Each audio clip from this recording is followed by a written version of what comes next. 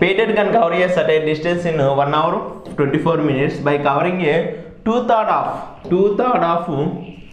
the distance at the 4 kilometers per hour and rest at 5 kilometers per hour. Okay, find the total distance అన్నాడు. చూడమ్మ తెలియని వాళ్ళు Peter కొంత దూరాన్ని 1 గంట 24 నిమిషాల్లో నడిచాడంట. మొత్తం డిస్టెన్స్ ఎంత దూరం, ఎంత టైం పట్టింది అతనికి? 1 గంట 24 నిమిషాలు. దూరంలో 2/3 వంతుని 4 కిలోమీటర్ పర్ అవర్ వేగంతోనూ దూరాన్ని అండ్ 5 కిలోమీటర్ పర్ అవర్తో మొత్తం దూరాన్ని నడిచాడంట. Okay right. చూడమ్మా మొత్తం టోటల్ డిస్టెన్స్ అనేది ఇక్కడ నుంచి ఇక్కడ ఉంది. మనకి ఇక్కడ ఏమి ఇచ్చాడు? 2/3 అని ఇచ్చాడు. అంటే డినామినేటర్లో ఎంత ఉంది? 3 ఉంది. అంటే మన టోటల్ డిస్టెన్స్ని 3 పార్ట్స్ అనుకుంటే బాగుంటుంది. అంటే 3x అనుకుందాం. ఓకేనా? 3xలో 2x ఒక పార్ట్, ఒక x పార్ట్. ఈ 2xని ఎంత స్పీడ్తో నడిచాడు?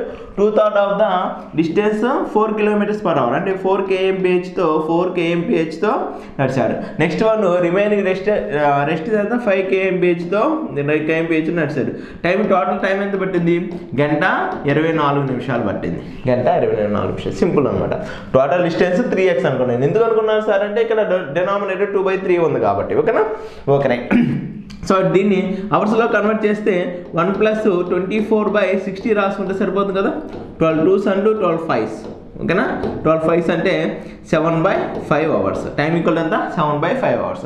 మనకేం కావాలన్నాడు? అడిగి డిస్టెన్స్ ఎంత అన్నాడు. సో మనకేం తెలిసింది? టోటల్ టైం తెలుసు.